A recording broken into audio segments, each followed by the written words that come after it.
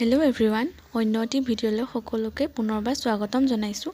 আজি আকৌ এটা ডিজাইন লৈ আপোনালোকৰ মাজলৈ আহিছো। এনেদৰে ভিডিঅ'টিত দেখুৱাৰ ধৰণে আপোনালোকে ছবিটো আঁকি ল'ব। তাৰ পিছত এনেদৰে মই দেখুৱাৰ ধৰণে চিলাইটো কৰি গৈ থাকিব। একেবাৰে সহজ চিলাইটো আৰু ডিজাইনটো বহুত ধুনীয়া দেখিবলৈ। আপোনালোকে সকলোতে কৰিব পাৰিব এই ডিজাইনটো।